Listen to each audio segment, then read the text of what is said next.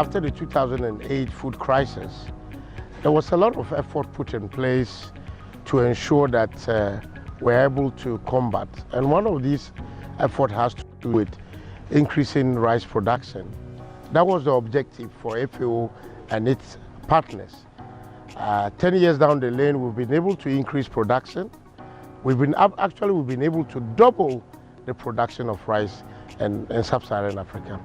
However, the population of Africa, Sub-Saharan Africa in particular, is on the rise.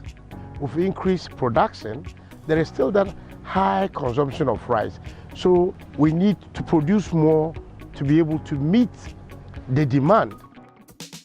Some of the lessons we have learned through the past years is that now donors are mainly, many donors are now funding countries rather than funding organizations. We are seeing that trend coming.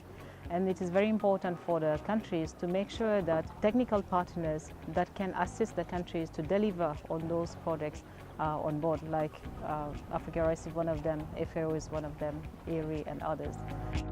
The FAO project, the Rice Initiative, with the lessons that we've learned so far with regards to rice production, we can only integrate these experiences by organizing a workshop that will allow countries to share their experiences with regards to the good practices that they've had.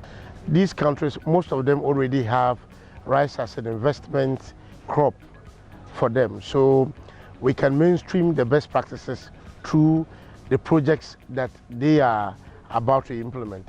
If you want to get a success story and you get a good result from project, you may learn from failure, not success. In most cases, human capacity is the first factor to success. Without building human capacity, you cannot get a good result. There are certain elements that led to the success of rice in Asia that we can bring them to Africa. Government have to establish a good marketing system that can secure a minimum price for the farmers. And this has been a case in Asia also, but the government came in. Most government provided what they call minimum farm gate price.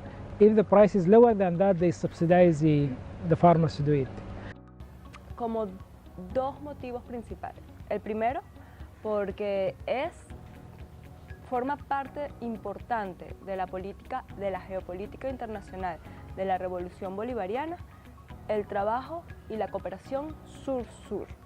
Para nosotros, y así lo decía el comandante Chávez, es fundamental y estratégico la construcción de alianzas fuertes entre Latinoamérica y África.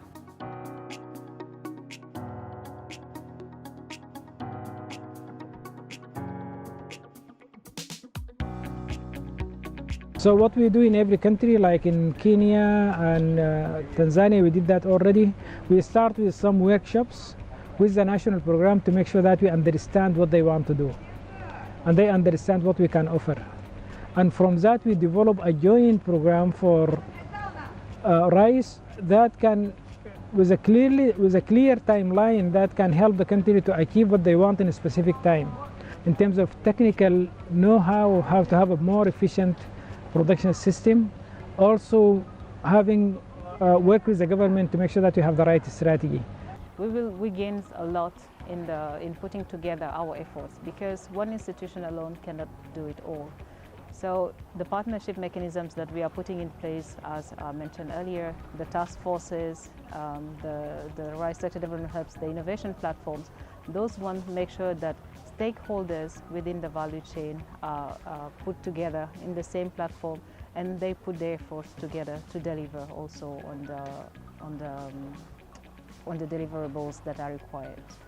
If you establish a great training facilities in your country and start to build a human capacity, you may see a hope to achieve life self-sufficiency. So I think basically what we are trying to do in Africa is to bring the national program strategies and system for rice production the same as the current situation in Asia. Many countries in Asia used to be like this about 20 years ago. In 2018, it is projected that we at least spend $6 billion importing rice. Let's assume that we do not use this $6 billion to import rice, but use it in other sectors such as health or education. We've been able to improve upon production, but the consumption rate is still higher. So now the objective is to be able to close that gap and at the same time be able to produce so that we are also able to export rice as a cash crop to other countries within Asia. Serious plans in very few years, Africa should be self-sufficient at least.